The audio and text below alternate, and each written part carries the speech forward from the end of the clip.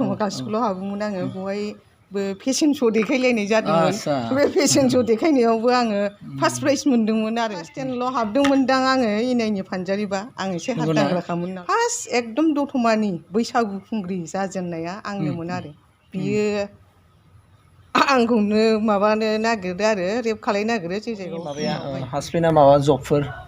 मावबाय नामा जबथ' मावा आंना फिसाया जोंनि डिरेक्टर कनिन्द्रनाथ ब्रह्म सारखौबो आं दुखु मोनो आरो नोंसिनि गेजेराव आं इनायनि फानजारि सावथुनावहाय एक्टिं खालामनाय समाव माबा बावनो हायै माबा मोनसे इन्सिडेन्ट जादों नामा जायखौ नों मालाबा गोसोखांफ्लांबाय थानाय आरो आंना फिसा हिन्जाव सानै ओमफ्राय खुलुमबाय स' बे समाव नोंथांमोननि खावलायनाय बायदि आं दिनै दंफैयो बर'नि जेनाखि बर' सावथुन मुलुगनि मुंदांखा एक्ट्रिस एनाइनि फानजारि जाय सिनेमाखौ नोंथांमोना बै समाव नायदोंमोन दा नोंथांमोननि खावलायनाय बायदि बे एनाइनि फानजारि एक्ट्रिसखौ नायनो लुगैदों होननानै बुंबाय थानायखाय आङो दिनै बे आब'नि न'आव आं सफैबाय दा नोंथांमोनहा मिथिना लाबानो जाबाय जे आब'आ बबे समनिफ्राय बर' सावथुन मुलुगाव फैयामोन आरो बिनि माखासे फैनायनि आरो प्रेजेन्टलि नैबे स्टेजसिमावहाय बिथांनि माखासे फुल बाय'ग्राफिखौ आं दिनै आब'निफ्राय आं मिथिनानै लागोन दा बे समाव आब'खौ Btrinfostudiनिफ्राय रायजो राजाफोरनि खावलायनाय बायदि आं आब'निफ्राय दा फुल एड्रेसखौ मिथिग्रोनो लुगैबाय आब'नि नाम ओमफ्राय जोनोम गामिया बाहामोन बेखौ एसे आदसा खुलुमबाय रायजो राजानिसिमबो बयनिसिमबो आरो नोंसिनि बिटिआर एम्फौ स्टुडिअ नोंसिनिसिमबो साबायखर थाबाय बिसिम फैनानै आंनिसिम मोगा मोगि लाफैनायनि थाखाय मेडामनि गुड नेम मोजां मुंखौहाय आंनि मुङा कबिता बाला ब्रह्म ना आंनि जोनोम जायगाया जाहैबाय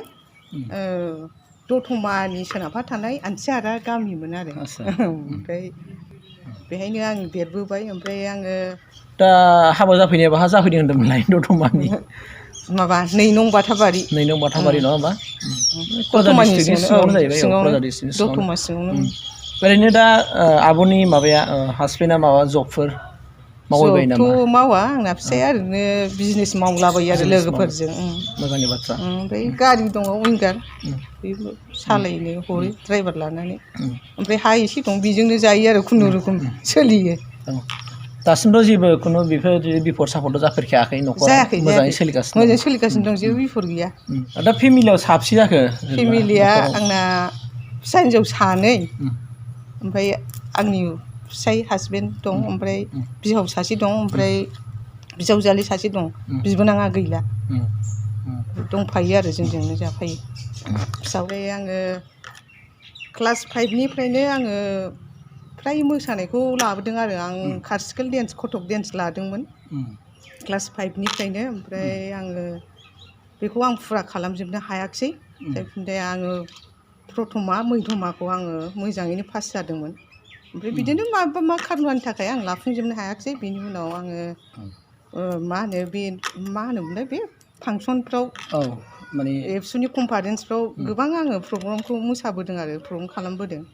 बेवहाय एखमबा बादायलायनायबो लाबोदों बेफोरावबो आं मोनबोबाय थादों फार्स्ट प्राइज एखमबा सेकेन्ड प्राइज बेबायदि ग्रुप डेन्सबा बिदिनो बांसिनानो सेकेन्ड थार्ड बिदि मोनो ओमफ्राय हारसिङै मोसायोबा सिंगेल मोसायोबा फार्स्ट प्राइजखौनो मोनोमोन आरो आरो बिनिबा गार्ल्स हाइ स्कुलावबो 9 हाबनायाव बे समाव जोंनि माबायावबो गार्ल्स स्कुलावहाय दतमायावनो हाबोमोन आं दतमा गार्ल्स स्कुलाव हाबोमोन आङो बेवहायबो फेशन श' देखायलायनाय जादोंमोन बे फेशन श' देखायनायावबो आङो फार्स्ट प्राइज मोनदोंमोन आरो बिनि उनाव आङो 94 ना मामोनथाय एसे बावबाय आं मोननायखौनो आङो फार्स्ट एकदम दतमानि बैसागु खुंग्रि जाजेननाया आंनोमोन आरो मिस बैसागु खुंग्रि जादों बेवहाय आङो जोंनाथ' बारा गैया ट्रफि मोनसे आरो माबा 1001 थाखा रां बे समाव खमथार आरो थाखा फैसा बे मोनदों आरो ओमफ्राय बिनि उनावहाय आङो क्लास 10ल' हाबदोंमोनदां आङो इनाइनि फानजारिबा आं एसे हात दांग्राखामोन नालाय मानसिया ओमफ्राय बेहाय आङो इनाइनि फानजारि फिल्मखौहाय गाबाय आरो बे मोसानायखौ मोजां मोननानै आंखौ फसायनानै लादों आरो बिनि सिगांबो बबेहायबा फिल्माव माबा लादोंमोन आङो बे माबा इनाइनि फानजारियावहाय बेवहाय साबेसे एक्ट्रेसफोर दंमोन एक्ट्रेसफ्राथ' साब्रै जानांगौ साब्रै साब्रैयावहाय जेन'बा आब'नि मेन पार्टआ मारै मारैमोन जेनेबा एक्ट्रेस महरैहाय आंनि बेवहाय थैनायबो नुदों आं सोरबा एक्ट्रेसखौ थैनायनि लाना रल दंमोन आंबो थैदों नंगौना औ आंबो थैदों थैनायनि रल दंमोन ना औ ओमफ्राय बेयाव मोनसे बे मा होनना बुङो एक्टरफोरखौ नागिरहैनायावहाय पुलिसफोरनो जे बानलु जाहोलायनाय बे एक्ट्रेसआ बे आंनो बानलु नंगौना जाग्राया आंनो बानलु होमबा जाग्रा आब'आनो जाहोदों जाहैबाय औ ओमफ्राय बे माबायावहाय इनायनि फानजारि मुभियावहाय जेनेबा माबाया आब'आ एक्टिं खालामना फैनानैहाय औ बेवहाय मा नोङो एक्टिं खालामनानै माबायदि जेनेबा गोजोननाय मोन्दों एक्टिं खालामनानैथ' आं मोजां मोनखायोमोन आं एक्ट्रेस जानोबो एकदम गोसोखामोन जोबोद ओमफ्राय मोजां लानोबो मोनदोंमोन मोनबायबो फार्स्ट खिन्थु सिनेमाया बेनो नामा फार्स्ट सिनेमाया बेनो बिनि सिगां ओरैनो फिसा फिसा माबा साइडआव मोसालाबायनाय दङ आरो उन्दैसोमोन थाफाखादोंमोन होमबालाय थाफाखादोंमोन औ फार्स्टनिफ्रायनो औ होमबा क्लास 10 ना 9 आव फरायदोंमोन नामा आब'आ बे इनायनि फानजारि औ गावआ मेट्रिक परिखा एकदम होनायथारमोन क्लास 10 बे हाबबाय थाबाय ओमफ्राय बे एकदम जै सुटिं जोबदोंबो जै मेट्रिक परिखा बे इनायनि फानजारिनि माने स्ट'रि एन्ड स्क्रिप्टआ सोर लिरनायमोन आब' बियो कनिन बड'सानि अह कनिन बड'सानि डिरेक्टराबो कनिन बड'सा बड'सानि ना मिउजिकआ जोंनि फादारनि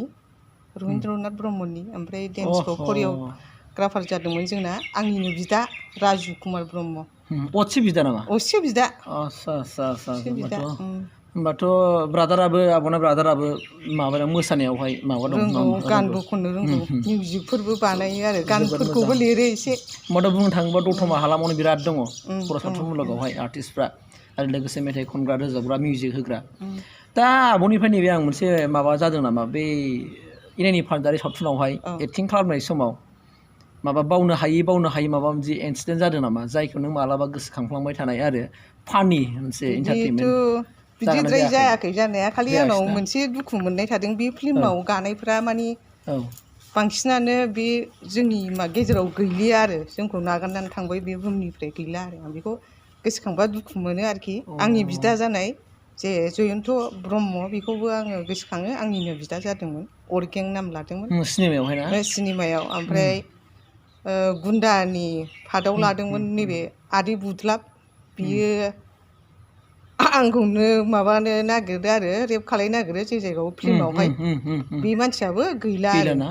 दुखु मोनो आरो जोंनि डिरेक्टर कनिन्द्रनाथ ब्रह्म सारखौबो आं दुखु मोनो आरो नोंसिनि गेजेराव आं दुखु फोरमायो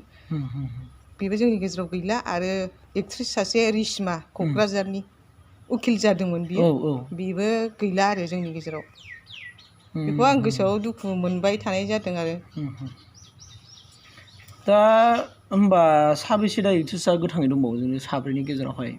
आब' थाबाय सासे आं दङ ओमफ्राय सासे बिनि नामखौ आं मानो बावखोथाय माया ना मामोनथाय बेबो गोथाङै दङ सानसेखालि बे दतमा माबानि बैसागु फांसनावहाय जोंखौ दतमानि मानि बे फिल्म गाग्रा आर्टिस्टफोरखौहाय ज' लिंहरनायाव लोगो मोनदों आरो दङ बियो ओमफ्राय बे दङ ओमफ्राय आं दं ओमफ्राय बे सासेया फैयाखै बेखौ दंना गैया बेखौबो आं मिथिला आरो नया होनोमोन बोरसुरानि बेबो बोरसुरानिखाना दा ओरैनो रिसेन्टलि दा माबाफोर सावथुनाव बर' सावथुनावहाय ओंखारबायनाय दं नामा आब'नि दा एक्टिंफोर खालामबायनाय गैया जेबो लानाय जायाखै आङो सावथुन मुलुगावनो गैया नैबे इनायनि फानजारि उनाव हाबा जानानै गथ' सानै जाखांनानै बाजै गांजेमानि जौ गोरान होननायाव एसे एक्टिं लादों आरो गान दोंसे मोसानो मोनदों एसे बेयो मा बाजै गांजेमानि जौ गोरानाथ' फुल मोनसे सावथुन फुल सावथुन होमबा बिनिफ्राय गैथ'ला दासिमावहाय गैथ'ला गायाखै उनाव जुदि सोरबाफोर हांख्रायहरफिनबायोबा जेनेबा अल्ड आर्टिस्टखौ नांगौ होननानै जुदि लेंहरबायोबा मालाबा बिमा रल लानो माबा मोनसे रल लानोबा थाङा आब'आ उसुबिदा गैयाबा थांगोन उसुबिदा गैयाबा थांगोन दाथ' फेमिलि जाबाय फेमिलि जाबाय उसुबिदा जाबाय आरो जोंहा इसिबां मानि धोनिबो नङा नालाय खस्थ'नि गेजेरजों सोलियो आरो आङो बेहाय हाबा जाखांनायनि उनाव नैबे राजनितिकआवबो एसे ओंखारनाय जादों नालाय आङो दा आं आब'निफ्राय नैबे बाथ्रा मिथिनो लुगैदों दा आथिखालावदि गोबां माखासे बर' सावथुना फैबाय थायो बे माने बर' सावथुनावहाय एक्टिं खालामग्रा फाव खालामग्राफोरखौ आब'निफ्राय माबा मोनसे बुंनांगौ दं नामा एडभाइसफोर हरनो गोसो जाबाय बायो नामा थ' जेबो एडभाइस होनो गोसो जाया जायखुनु जाया आङो मोजां मोनो आरोखि बिसोर खालामनायफोरखौ ओमफ्राय मोजां मोनो आं रिया ब्रह्मखौबो मोजां मोनो आरो फुजिखौबो मोजां मोनो हेलेना मोननिखौबो मोजां मोनो एक्टिंखौ जोंथ' हाखाला बिसोरजों जेन'बा जोंथ' गोदोनि जाहैबाय दा मडार्न जुग जाबाय मोजां आरो बिसोरनाबो जेबो एडभाइस होनो गोसो गैया माने जों बिसिनिफ्राय गाहायसिनावसो थाखाबाय मा होनबावनो जोंलाय बेथ' नङा नैबे खेथ्रआव आब' एसे होनगोन नामा जे बर' सावथुन मुलुगा जुदि थांनांगौबा माने बेखौ जुदि जोङो माने हारिमुखौ जुदि जोङो फेदेरनांगौ फोलावनांगौबा बे आयदानि खेथ्रआव फंनैसो बुंगोन नामा रायजो राजाफ्रा बिनि सायाव मा बिफाव लानांगोन बायदि जुदि जोंनि बर' हारिमुवा जुदि डेभेलप जानांगौबा रायजो राजाफ्रा माबायदि मदद खालामनांगोन बिनि सायाव रायजो राजाफ्राथ' मदद खालामखानांगोन नङाबा जों बोरै दावगानो हानो जेरै माबा हारिमुनि मानसिफोरखौ आगोलावथ' जों ओंखारनाय समाव गोबां बायदिसिना मुं सुयोमोन खिन्थु जों बेबायदि गाज्रि माबायावबो गोग्लैयाखै जों बारग'बोदों आरो नै दा जों दानि नैबे गोदान ओंखारनाय आर्टिस्टफोरखौबो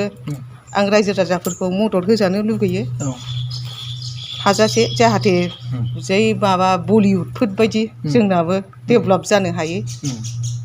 आं बाराबो बुंनो साना बावलायलाङो आरो बिसोरजोंनो रायज्लायफुनो खोथा बुंनो नागिरनायफोरखौ बावो आङो दा लोगोफोर बे समाव नोंथांमोना खावलायनाय बायदि दिनै बै समनि एनाइनि फार्जारि बर' सावथुननि फावखुंग्रि आब'आ दा आंजों दङ दा नोंथांमोना आब'नि खुगानिफ्राय गोबां बाथ्रा मिथिनो मोनखाबाय जे आब'आ बबे समनिफ्राय बर' सावथुन मुलुगाव आगान होजेनामोन आरो बर' सावथुन मुलुगाव आगान होयैनि सिगांनिफ्राय आब'आ मा खामानि मावदोंमोन बेखौ दिनै नोंथांमोना मिथिबाय आरो आब'आ मा डिस्ट्रिक्टनि सिङाव दङ बेखौ मिथिबाय बिथाङा जाहैबाय मा दतमा आरो लोगोसे जोनोम गामिया बोरसिजरा दा दतमानि साखाथि फाखाथि हालामनि सिङावनो बाथाबारि होननाय मोनसे गामियावहाय बियो आब'आ जुलि जाफैबाय आरो नोंथांमोना दुखु गोनां बाथ्रा मिथिनो मोनबाय जे आब'जों जाय मानसिफ्रा दिनै फिल्माव गाफादोंमोन एनाइनि फार्जारियाव बै माखासे एक्ट्रेसफ्रा दिनै रुंसारि जालांबाय होननानै बुंदों आरो लोगोसे माखासे एक्टरफ्राबो बाहाय रुंसारि जालांबाय होननानै आब'आ दुखु प्रकास खालामखाबाय नोंथांमोना मिथिखाबाय लोगोसेयैनो दिनै आब'नि न'खरावहाय बिथांनि फेमिलिनि सोमोन्दै मिथिनो मोनबाय दा आं बे समाव रायजो राजा नोंथांमोनखौ बेखौल'सो फंनैसो आं बुंहरनो लुगैबाय आब'जों लोगोसे आब'नि जिनिखि न'खरनि गासैबो सोद्रोमाफोरनि देहा सोलेरा मोजाङै थाथों आरो उननि समाव मोजाङै मोजां थांनानै थालांबाय थानो हाथों बे बिथिङाव नोंसोरबो इसोरनि सायाव आर'ज गाबनांगोन जेने आब'नि देहा सोलेरा खुनु बेमार आजार गैयाजासेनो मोजाङै मोजां न'खर संसारखौहाय दैदेनलांनो हायो आरो फिसा फिसौफ्रा मोजाङै फरायलांनानै गिदिर गोलाव जाहैनो हायो बेनि सायाव नोंसोर अननानै नोंसोरबो मदद खालामनांगोन दा बे समाव आङो जोंनि बे Btrinfostudio इउटुब चेनेलावहाय आब'आ जोंनि खावलायनाय बायदि सम होनायनि थाखाय आं बे समाव आब'खौहाय बिदाय लानो सानबाय बे समाव आब'निफ्राय आं खुलुमनानै बिदाय लानो सानबाय थेंक इउ आब'